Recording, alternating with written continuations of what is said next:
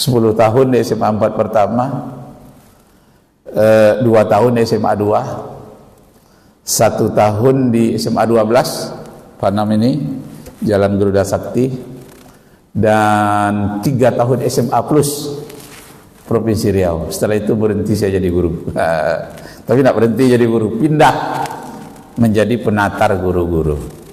Nama jabatan saya itu Widya Iswara, artinya narasumber.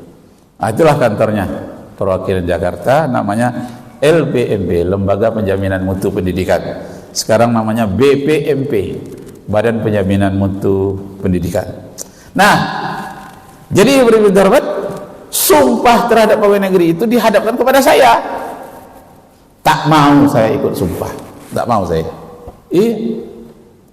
Berapa lamanya saya jadi pegawai negeri? 35 tahun dengan golongan 4 terakhir,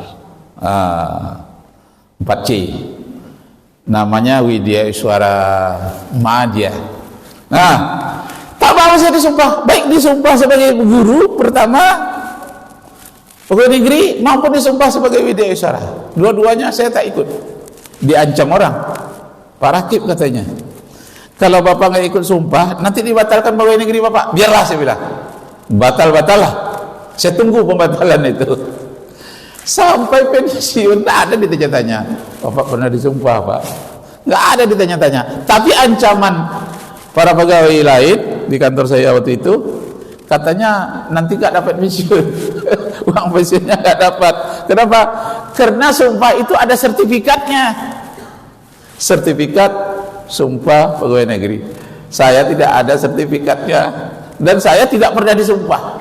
2 jabatan yang pernah saya pegang, 1 pun tak ada disumpah, karena saya yakin sumpahnya nggak benar. Masya Allah.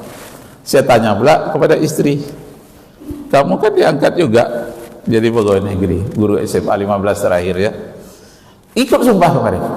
Enggak, katanya. Apakah karena tidak yakin sumpahnya itu benar? Bukan. Kenapa? Karena di bawah orang sumpah rame-rame itu saya tak ada kesempatan, katanya. Jadi nggak disumpah juga. Iya. Pensiun dapat? Dapat. Ada nggak ditanya sertifikat sumpah? Enggak, katanya. Sama-sama. tak ada dapat disumpah.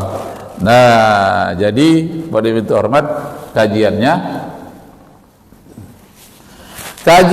bahwa masalah sumpah tadi itu, apabila seseorang itu menuduh tapi saksi tak ada, jalan keluarnya adalah disumpah. Jadi ibarat Jokowi tadi itu, yang asli nggak ada karena hilang katanya, tapi benar dia ada, maka dia diminta sumpahnya. Saya bersumpah wallahi billahi tallahi, benar saya adalah insinyur sarjana dari UGM, sarjana dari UGM. Bersumpah tapi ijazah saya itu hilang. Maka kalau saya berbohong, saya akan dilaknat oleh Allah. Kalau saya benar, Allah akan menunjukkan kebenarannya kepada orang yang menuduh saya. Begitu kalau hukum Islam. Harus ada sumpah penguat dan berakibat dalam waktu singkat. Kalau benar-benar berbohong dengan sumpahnya itu, Allah akan melihatkan entah penyakit, entah musibah apa, akan muncul kepada orang yang mempermain-mainkan sumpah. Nah, ingat huruf sumpah itu. Huruf sumpah itu apa? Waw, ba, ta. Waw kasam namanya waw sumpah, ba itu ba kasam, ba sumpah, ta-nya ta kasam, ta sumpah. Nah, huruf-huruf sumpah ini banyak sekali kita temukan dalam Al-Quran. Allah pun bersumpah kepada manusia. Apa sifatnya huruf sumpah ini?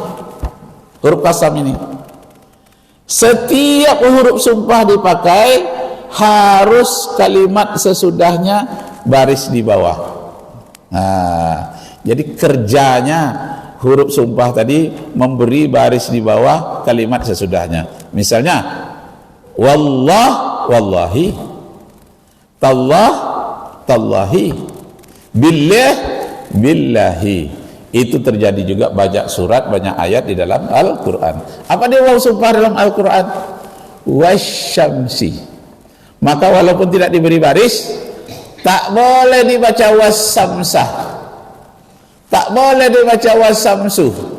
Bagi orang yang belajar tahu langsung, walaupun tanpa baris, setiap waw sumpah itu harus baris bawah sesudahnya. Nah, itulah kita baca wasyamsi wa duhaha, demi matahari dan kilatan cahayanya. Masya Allah, ayat ini diteliti orang, wasyamsi wa duhaha, demi matahari dan cahayanya. Sekarang akibat penelitian itu terjadi apa yang disebut dengan solar energy. Solar itu cahaya matahari, energi kekuatan cahaya matahari. Tak sia-sia Allah bersumpah wasyamsi wa duhaha. Masya Allah. Jadi penekanannya itu lebih tinggi daripada yang lain kalau Allah sudah bersumpah. Telitilah itu, pelajarilah itu kalau Allah sudah bersumpah. Wasyamsi wa duhaha wal qamari. Nah, sumpah juga demi rembulan. Idza talaha, apabila mengiringi bumi. Jadi rembulan itu dia mengiringi bumi. Pengiring itu dalam sains namanya satelit. Satelit alam. Jadi pengiring bumi. Bumi itu matahari, bumi lebih besar daripada rembulan. Sepertiga bumi besarnya rembulan. Karena rembulan kecil, matahari besar, maka rembulan mengelilingi bumi 29 hari, 29 setengah hari satu kali keliling. Jadi keliling pertama dia mengikuti bumi 29 hari setengah sampai ke tempat semula, terus menerus sampai hari kiamat.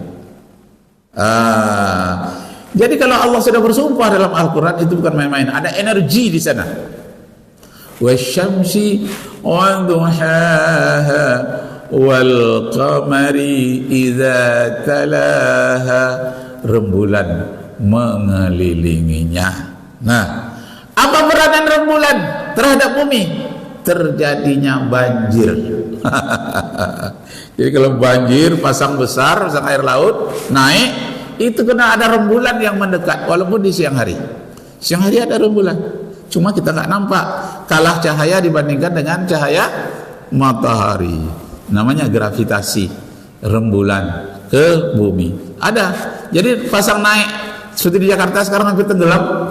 Pasang naik itu kena ada rembulan menariknya melalui gravitasinya. Ciri-ciri rembulan itu menarik air.